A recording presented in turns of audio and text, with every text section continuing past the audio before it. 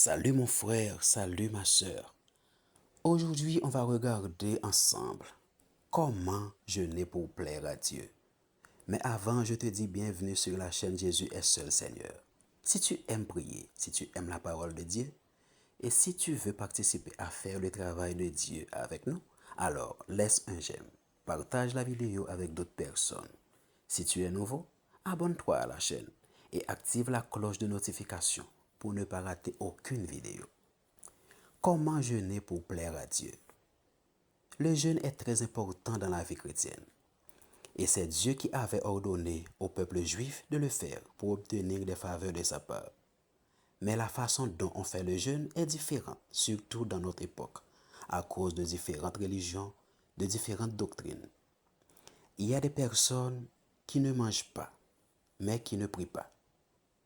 Il y a des personnes qui mangent et qui prient. Il y en a d'autres qui ne mangent pas, mais qui prient pendant toute la durée du jeûne. Mais est-ce que le fait de ne pas manger, de prier constamment pendant cette période de jeûne, c'est suffisant pour que notre jeûne plaise à Dieu? Regardons ce que dit la Bible. La Bible nous donne une réponse claire et profonde dans Ésaïe 58, versets 6 à 11, où Dieu dit: « Voici le jeûne auquel je prends plaisir. Détache les chaînes de la méchanceté. Dénue les liens de la servitude. Renvoie libres les opprimés. Et que l'on rompe toute espèce de joug. Partage ton pain avec celui qui a faim. Et fais entrer dans ta maison les malheureux, sans asile. Si tu vois un homme nu, couvre-le. Et ne te détourne pas de ton semblable. Alors ta lumière poindra comme l'aurore. Et ta guérison germera promptement. Ta justice marchera devant toi, et la gloire de l'Éternel t'accompagnera. Alors tu appelleras, et l'Éternel répondra. Tu crieras, et il dira: Me voici. Si tu éloignes du milieu de toi le joug, les gestes menaçants et les discours injurieux, si tu donnes ta propre subsistance à celui qui a faim, si tu rassasies l'âme indigente, ta lumière se lèvera sur l'obscurité, et tes ténèbres seront comme midi. L'Éternel sera toujours ton guide. Il rassasiera ton âme dans les lieux arides, et il redonnera de la vigueur à tes membres. Tu seras comme un jardin arrosé, comme une source dont les eaux ne tarissent pas.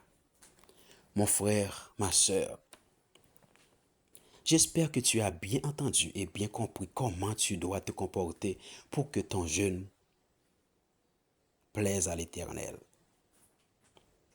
Et surtout, tous les bénéfices que tu pourras en tirer en pratiquant toutes ces choses. C'est-à-dire que pour bénéficier des faveurs de Dieu, ta vie chrétienne ne doit pas consister seulement à jeûner sans manger pendant une ou plusieurs jours, ou d'aller à l'église, prier, mais tu dois aussi penser aux autres. Tu dois aider, tu dois partager, et parfois même donner ta propre subsistance si c'est nécessaire. Et rappelle-toi, le jeûne, ce n'est pas rester sans manger ou de prier seulement, mais les deux en même temps. Autrement dit, le jeûne doit être accompagné de la prière et de la recherche de Dieu. Cela ne signifie pas que nous devons devenir parfaits avant de pouvoir jeûner. Oui, nous devons venir devant lui avec nos faiblesses, mais avec un cœur qui dit: Seigneur, transforme-moi. Montre-moi ce qui ne te plaît pas dans ma vie. Je veux me rapprocher de toi. Et ça, c'est l'attitude que Dieu désire. Maintenant, que Dieu te garde, te bénisse et t'aide à marcher avec lui. Au nom du Seigneur Jésus. Amen. N'oublie pas de t'abonner à la chaîne